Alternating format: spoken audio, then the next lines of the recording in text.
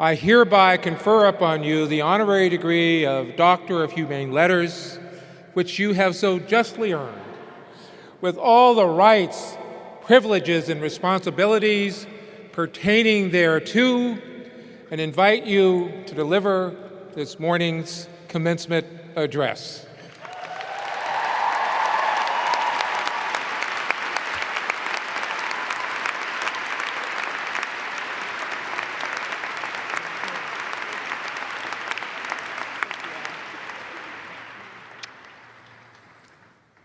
Thank you so much.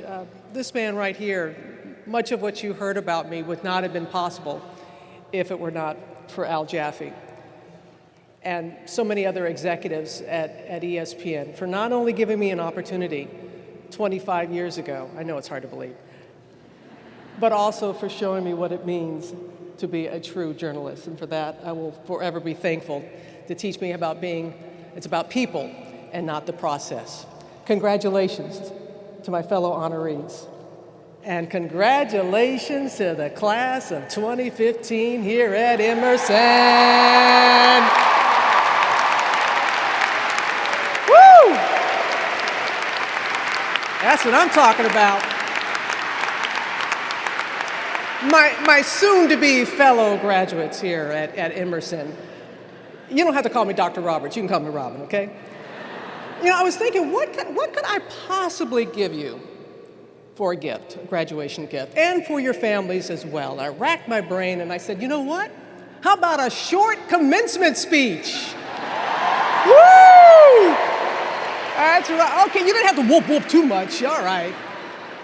No, I don't have a prepared script. There's nothing on the teleprompter. I just want to speak for a bit from the heart. Because today is about you. It's about coming up on this stage, receiving your hard-earned degree, and celebrating with your family and friends and loved ones. Today is it's just that exciting day, a mixture, because one chapter in your life is ending and another one is beginning.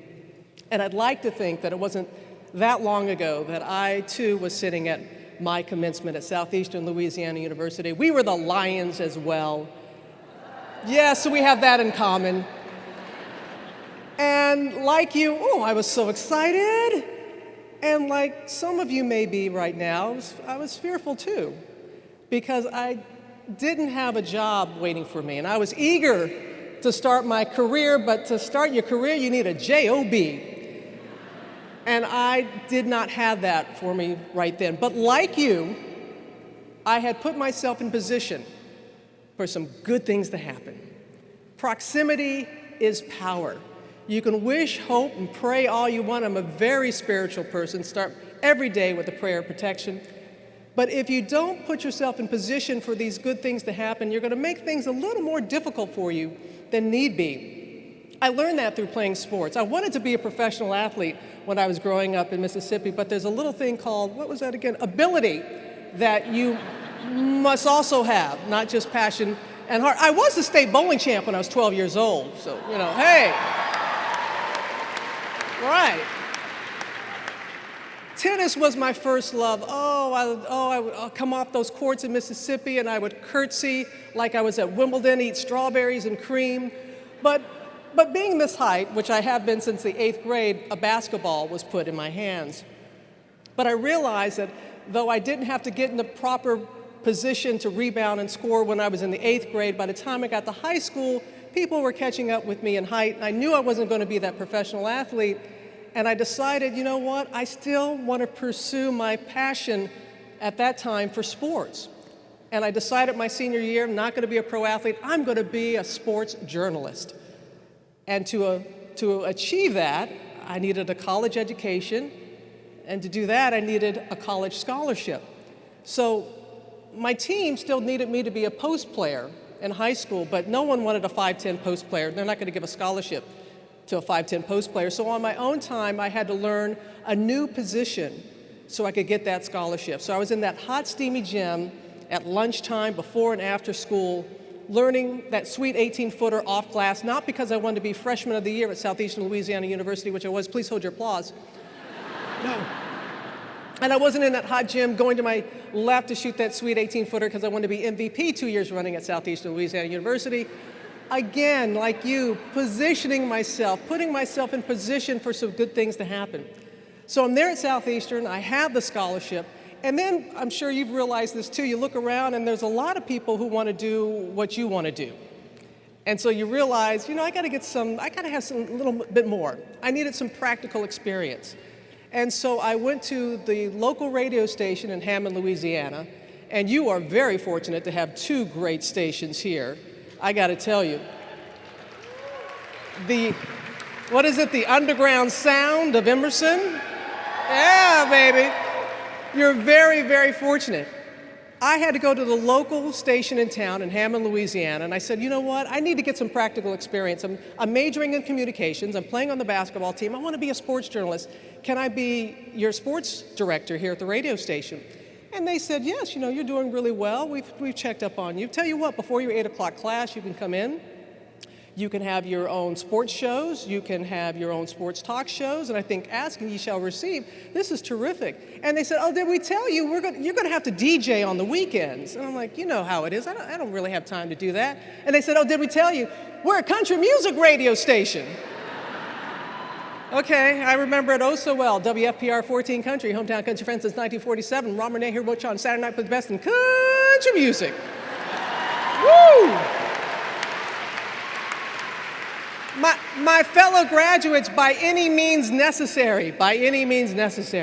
And now I am the biggest country music fan that you will ever see. And that's where it all started, in Hammond, Louisiana. Again, I was putting myself in position as you are. I was willing to make the necessary sacrifices, doing things I didn't want to do at that time, but knew that it could lead to something.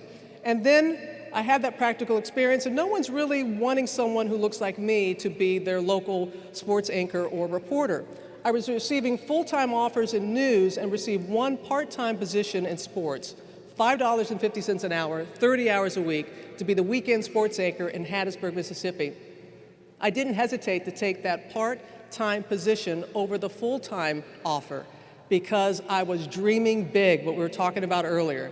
Dream big, but focus small on those day-to-day things that will ultimately get you to your goal.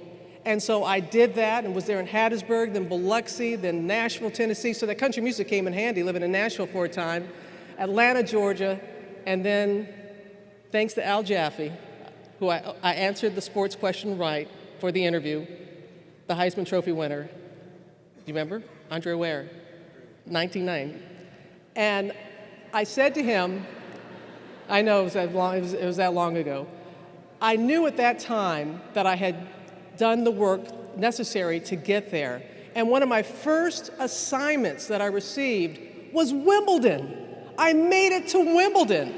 I did. I didn't have a tennis racket in my hand. I had a microphone. But my point being, you've got these wonderful dreams. They may not quite look like you think they are when you obtain them. But boy, are they every bit as gratifying to dream big and focus small and when those dreams happen like that.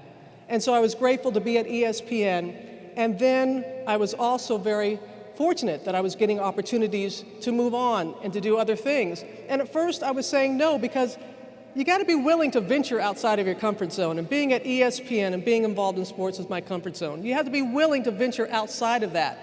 And don't get in the habit of saying no. I said no for so long about being in news that I didn't even mean it anymore. And so do not get in the habit of saying no. And don't worry about the fear factor. Come on now. Everybody in here has felt it, will feel it. It is something that you have to realize that if you wait for it to pass, you're going to be sitting on the sidelines for a very long time.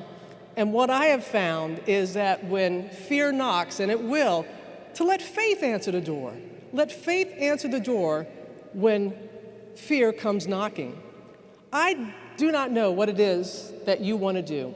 I don't know your hopes and dreams. Only you know that. But I do know that you put yourself in position for great things to happen to you. This faculty, the best. They care, they nurtured you, they challenged you, they loved you. Your loved ones who are here, This is the moment that you have dreamt about, and you have made it possible. So you already have your formula for success. Whatever it is that you want to do, you have your own personal. Remember what you did to get here to this very moment. As I said, I don't know what it is that you wanted to do, what to do. I didn't know when I was sitting where you are.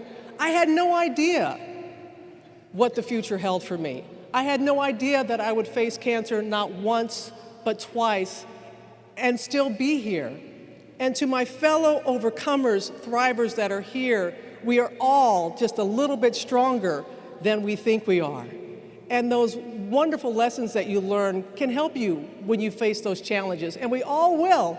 I wish I could say it's all going to be just like today, wonderful and exciting, and the majority of it will, because I'm an optimistic person, and optimism is like a muscle that gets stronger with use. Get in the habit of being optimistic, it makes it a lot easier. But there will be challenges in front of you. There will be times that you will be tested, and the trick is not to look at it as a negative, but to take time to understand and try to find the meaning behind why it is you have been placed in that situation.